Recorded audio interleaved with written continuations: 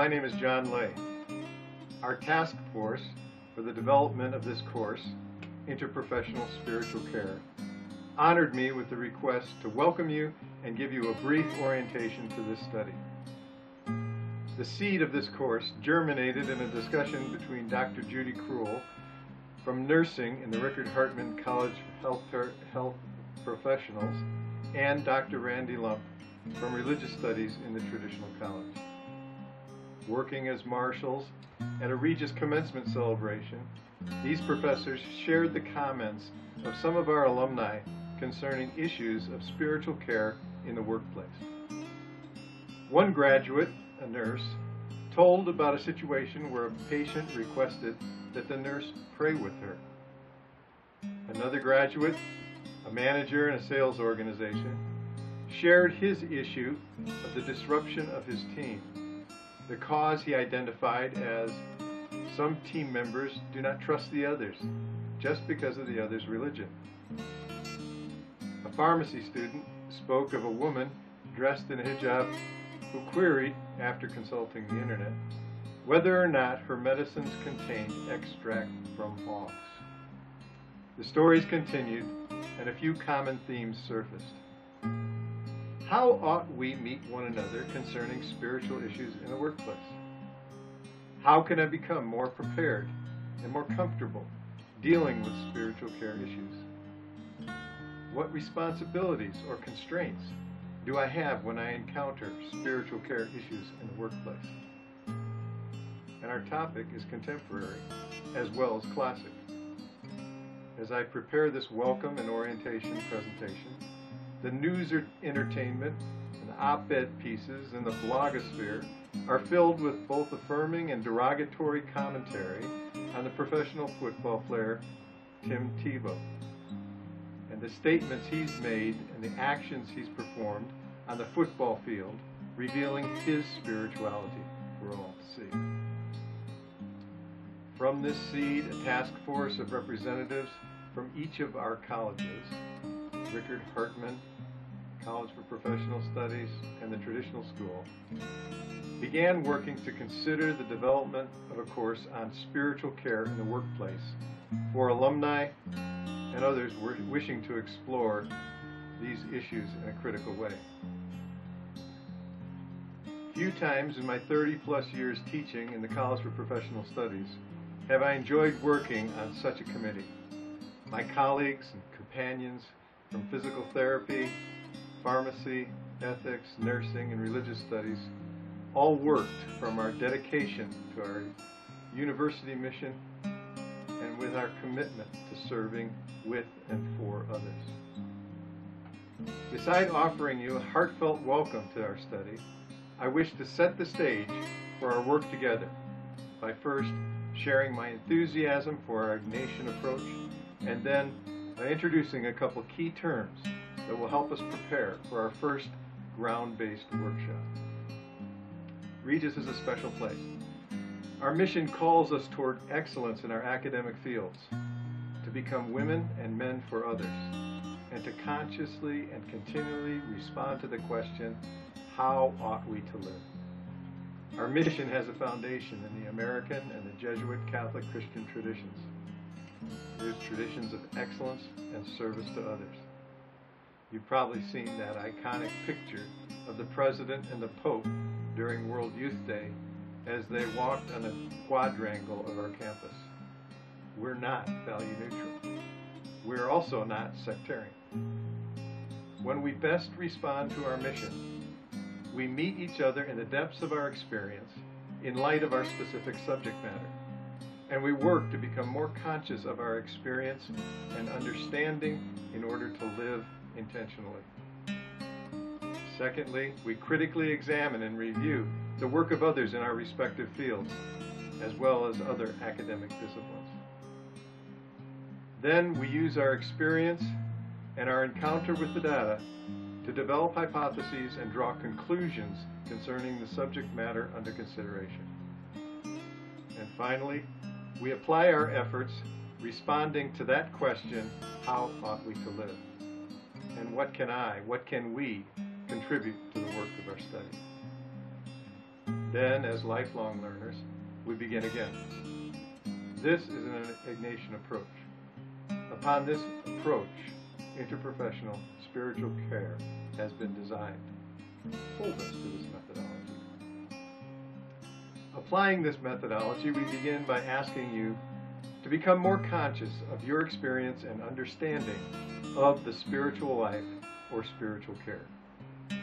Take a moment to consider what these terms mean to you.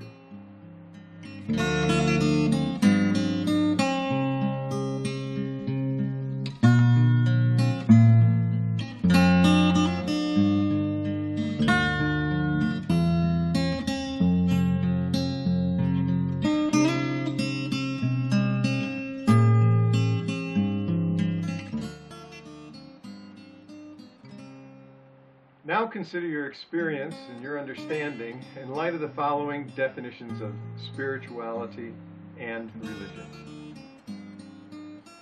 First, I'll tell you a story.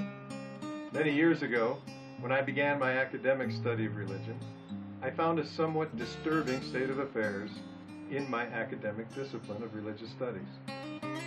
It seemed no one agreed on a definition of religion. In fact, I found an issue of the Journal of the American Academy of Religion from about 1968, where members of the society challenged the Academy to settle on a common definition of religion. The Academy would not come to a consensus because there were so many different approaches taken by its members. So we have the challenge now to continually define our terms as we proceed with our work and our study. So, in order not to recreate the wheel or ignore the work that's come before us, I offer you an adaptation of the definition developed by Frederick Ferrer in Basic Modern Philosophy of Religion.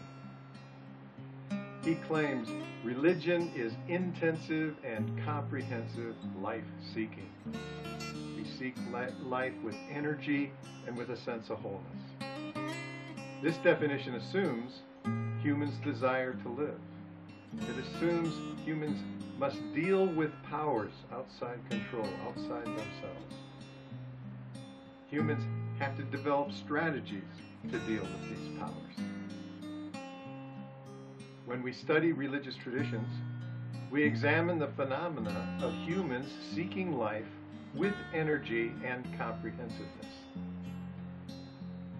We examine the icons of rituals, rites, practices, ethical and religious prescriptions, art, architecture, and all the icons that come down to us. When humans live a religious tradition, they appropriate or participate in the icons of those human experiences of seeking life celebrated by the tradition. My point is, as we grow in our understanding of the phenomena of religion and the phenomena of the human quest, we become more aware of our lives in this global village. We cannot assume that we create our own culture or ways of seeking life, any more than we wake up one morning and decide to speak our own unique language. But we do appropriate much of what we encounter in our environment. What then is spirituality? Spirituality is the way we appropriate our life-seeking activities. In an article entitled Spiritual but Not Religious, Robert Fuller makes the following claim. Spirituality exists wherever we struggle with the issues of how our lives fit into the greater scheme of things. This is true when our questions never give way to specific answers or give rise to specific practices such as prayer or meditation. We encounter spiritual issues every time we wonder where the universe comes from. Why are we here? What happens when we die?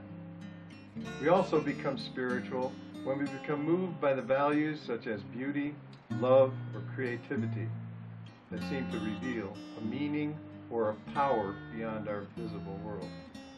An idea or practice is spiritual, Fuller claims, when it reveals our personal desire to establish a felt relationship with the deepest meanings or powers governing life. This statement from Robert Fuller closely resembles our definition of religion. Our challenge here is become more conscious of your understanding of spirituality. Become more aware of your experience of religion, as we've defined it as intensive and comprehensive value. Then compare and or contrast your experience and understanding with the definitions presented here. We've designed this course to help you become aware of your own spirituality and to critically reflect on the work of others in this area. But more so, we've designed this course for you to effectively encounter others in this course and in the workplace as you deal with the human experiences of seeking life with energy and with a sense of wholeness. Also, we've designed this course with a hybrid or blended delivery methodology. Some of our work will take place together in a classroom or via synchronous internet interacting, and some of our work will happen asynchronously, online, in discussion forums, other text, video resources, and activities. Once again, welcome. Enjoy each other and your experience of critical reflection on spiritual care in your professional lives, as well as spiritual care in your personal activities. When we gather for our first meeting, we'll continue our reflections on what is spirituality and what are my responsibilities, what are my constraints for spiritual care in the workplace.